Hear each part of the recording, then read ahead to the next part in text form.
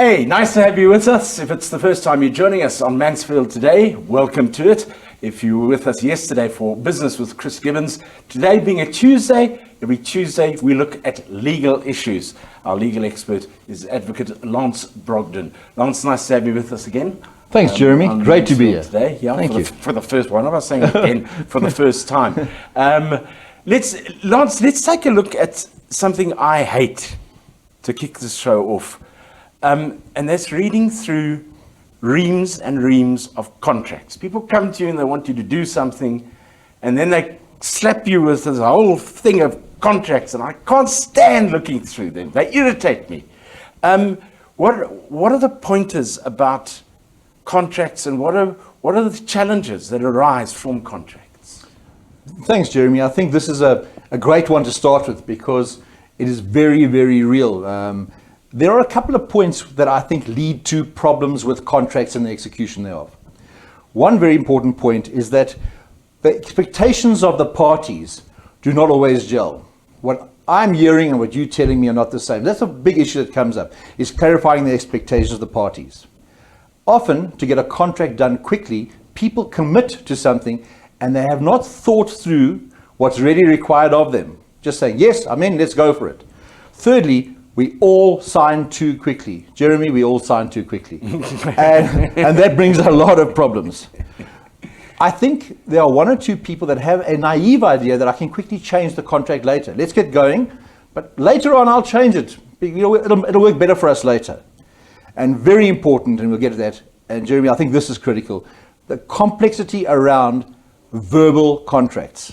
Okay? Well, big problem. Where does one stand regarding verbal contracts? Well, undoubtedly, verbal contracts are as valid as written contracts, except in a few cases. We'll probably touch on that just now. They are as valid. The problem with verbal contracts is proving the result if it hasn't been reduced to writing and signed by the parties. And I think that's the biggest problem, is people say, well, we had a chat and we agreed on this. What now? Another one to be careful of, just in the back of your minds. Often in a written contract, there's a clause in there that says, unless both parties agree to changes to this contract and it's reduced to writing, okay, it cannot be done. Please keep that in mind. If it's a written contract, anything verbal thereafter, in the pub, around the corner, doesn't count. What contracts have to be in writing? Okay, this is quite important. In South Africa, it varies a bit around the world, but in South Africa and generally in the Western world, first contract that must be in writing is the sale of fixed property. That could be the house, the building, or the land. Okay, that must be in writing. Secondly, and very importantly, are suretyship agreements. Suretyship agreements must be reduced to writing. Then credit agreements. Okay, a credit agreement must be in writing. And there are two more. The next one we call an anti-nuptial contract or a prenup, as I say in America. That's the contract between two parties before, that's why it's ante, before they get married. And my gut feel, Jeremy, that should actually be called a divorce contract because it only comes into play at the end of the day when, unfortunately, people part ways. And then another important one is when the leases exceed 10 years. If you have a lease for more than 10 years, which is very rare and I advise strongly against it, that has to be reduced to writing. And finally, there's another one with executionary donations. So donations down the line, out of whether it be a trust or whatever, those have to be reduced to writing. But that's about it. All the rest can be verbal. But remember, you have to prove it. You can't just say, he said, she said, I said, they said. It doesn't work that way. Okay, then what are the basic, very basic components of a contract? Okay, well, firstly, a contract is one party makes an offer and the other party accepts the offer. That is the formal thing. But there are four primary elements. The one is the offer. I just mentioned the offer now. The second is the consideration. Could be the price, the quid pro quo. That's important. Then the third part, as I said, is the acceptance. So we have an offer, we have a value, and we accept. But very importantly, and people often forget this, a contract to be binding must bind both parties. Okay, we call that mutuality. Both parties must have obligations that flow from this. Okay, so there comes Jeremy Mansfield. Sits down and he signs a contract with Lance Brogden. The famous case of Brogden versus Mansfield. Oh, yes.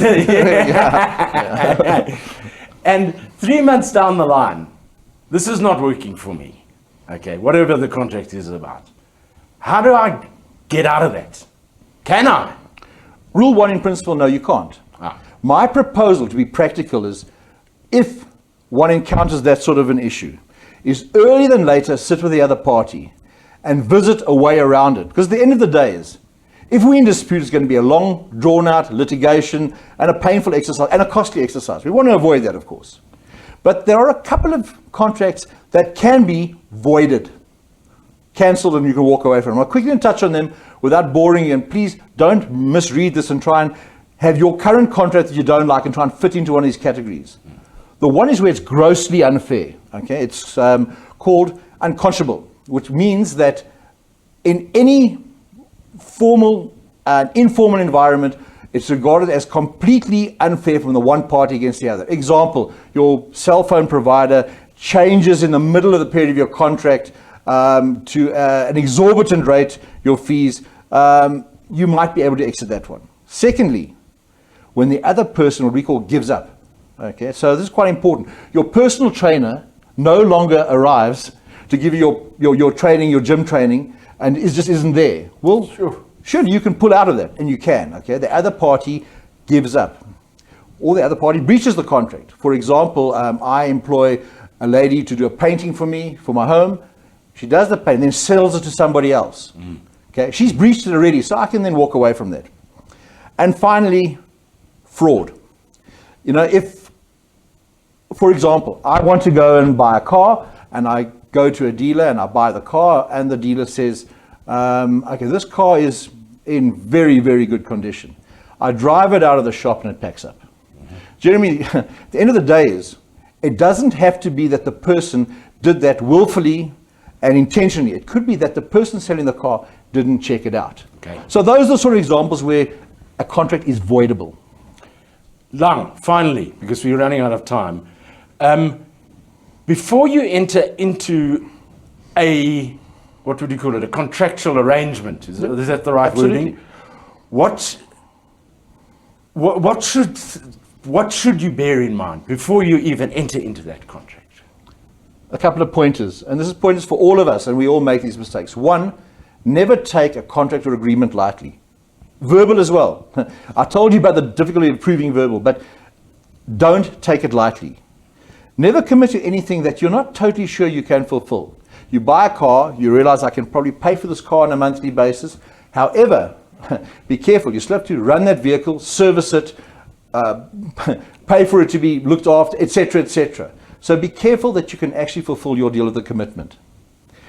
Don't feel scared, Jeremy, to let somebody else, doesn't have to be a legally trained person, have a look at it and get another opinion on your contract. Very importantly, when you commit to something, before you sign it, sleep on it. If one day is going to make a massive difference, you don't want to do that contract. Sleep on it. You'll be surprised the next morning. If we're in a pub, I say to you, if you can drink 10 pints in 5 minutes, and I will give you $1,000 if you do it, rather sleep on it, because we're both going to be in big trouble. And I'll probably lose. That's the Mansfield versus Brogden case. Lance, always a pleasure to have you with us, and we look forward to a long engagement going forward here on Mansfield today. Jeremy, thank you, and good luck with this fantastic show. Thank you very much. Advocate Lance Brogden, who is our legal expert here on Mansfield today. If you like the show, then like it on Facebook. Also share it with your friends. And if you're looking for it on YouTube, or you know somebody who's looking for these particular programs on YouTube, remember it's Mansfield Today with the number 2 and then no spaces in between. Okay, no spaces whatsoever. Mansfield Today on YouTube. If you've got any questions you'd like Lance to start looking at throughout the course of these conversations, then you can get hold of him by sending him an email to legal@mansfieldtoday.com. Okay? We'll be back tomorrow, and we'll be looking at things medical with our resident GP, Dr. Vicky Skitter. That's coming up in tomorrow's show on Mansfield Today. Until then, thanks for joining us, and goodbye.